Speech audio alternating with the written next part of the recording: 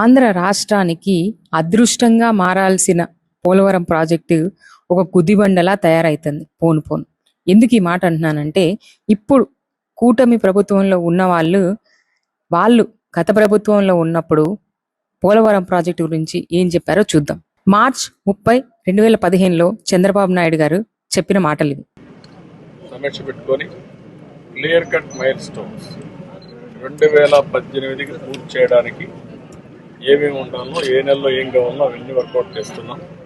March 29, 2016లో same Chandrababu Naidu గారు చెప్పిన మాటలే ఇవి. మళ్ళీ ఎట్టి పరిస్థితుల్లో కూడా పోలవరం ప్రాజెక్టు 2019 మార్చి 29 కంటే ముందే ఆ ప్రాజెక్టును పూర్తి చేసి గ్రావిటీతో నీళ్ళిచ్చే బాధ్యత కూడా ఇటు ఈ ప్రభుత్వం, కేంద్ర ప్రభుత్వం. స్వయంగా టీడీపీ మంత్రులే ఏకంగా 2016, 2017లో చెప్పిన మాటలు ఇవి. పనులన్నీ కూడా పూర్తవుతున్నాయి. పోలవరం రైట్ కెనాల్ కూడా జూన్ కల్లా పూర్తి చేస్తున్నాం. 80 టీఎంసీలు ప్రకాశం బ్యారేజీకి తీసుకొస్తున్నాం. 2018 కల్లా గ్రావిటీతో పోలవరం ప్రాజెక్ట్ గ్రావిటీతో నీళ్లు పంపిస్తాం. పాపం ఎందుకు టీడీపీ వాళ్ళే ఇప్పుడు మన అన్అపాలజెటిక్ సనాతన ధర్మి గారు 2018లో ఏం మాటలు చెప్పారు, అక్టోబర్లో ఇంకా మార్చిలో. ఇప్పుడు మీరే చూడండి. నాకు వీటన్నిటికి మించి నాకు వ్యక్తిగతంగా నాకున్న అభిప్రాయం ఏంటంటే, అసలు పోలవరం ప్రాజెక్ట్ అనేది ఒక నేషనల్ ప్రాజెక్ట్. ఈ రోజున రాష్ట్ర ప్రభుత్వం, ఆంధ్రప్రదేశ్ రాష్ట్ర ప్రభుత్వం దాన్ని తీసుకోకుండా ఉండాల్సింది. అసలు ఈ ప్రాజెక్టు గురించి చంద్రబాబు నాయుడు గారు ఎలా ఈ ప్రాజెక్ట్ ని చూస్తున్నారనేది ఏకంగా స్వయంగా మన ప్రైమ్ మినిస్టర్ అయిన నరేంద్ర మోడీ గారు April 2, 2019లో ఏం చెప్పారనేది మీరే చూడండి. पोलावरम प्रोजेक्ट को ये टीडीपी सरकार पूरा ही नहीं करना चाहती.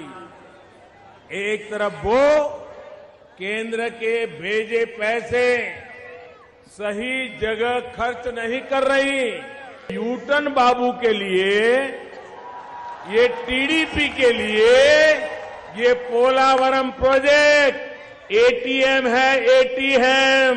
చంద్రబాబు నాయుడు గారు R&R అంటే రీహాబిలిటేషన్ అండ్ రీసెటిల్మెంట్, ఇది అప్పుడు 2015 గవర్నమెంట్లో ఉన్నప్పుడు, ఎప్పుడైతే టీడీపీ గవర్నమెంట్లో ఉందో అప్పుడు అసలు ఏం చెయ్యలేదు.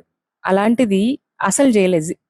R&R అసలు జీరో అవ్వడం వల్ల యాజ్ ఆన్ టుడే అది మనకి 19,346 కోట్లు పెరిగింది. ఇది నేను చెప్పింది కాదు, 2026 క్యాగ్ రికార్డ్ ప్రకారం ఇది కేంద్ర ప్రభుత్వం చెప్తున్నది. అసలు మొత్తము 106,006 మందికి ఇల్లు R&R చేయాలి, అంటే వాళ్ళని రీలొకేట్ చేయాలి యాక్చువల్గా. కానీ వీళ్ళు ఓన్లీ 11,677 మందిని మాత్రమే రీలొకేట్ చేశారు. మిగతా 94,000 మందిని ఇంకా రీలొకేట్ చేయలేదు. ఎలాంటి అమ్యూనిటీస్ లేవు. అసలు 40% మందికి ఇంకా ల్యాండ్ కాంపన్సేషన్ కూడా ఇవ్వలేదు. అది పక్కకు పెడితే జగన్ గారు రివర్స్ ఇంజనీరింగ్ చేశారు. ఎవరు తెలుసా కాంట్రాక్టర్? ఎవరైతే ఈ డయాఫ్రమ్ వాల్ ఏదైతే ఉందో అది వరదల వల్ల 2019 సెప్టెంబర్ వరదల వల్ల కొట్టుకుపోతే ఆ కాంట్రాక్టర్కే మళ్ళీ రివర్స్ ఇంజనీరింగ్ చేసి మళ్ళీ జగన్మోహన్ రెడ్డి గారు అతనికే కాంట్రాక్ట్ ఇచ్చారు.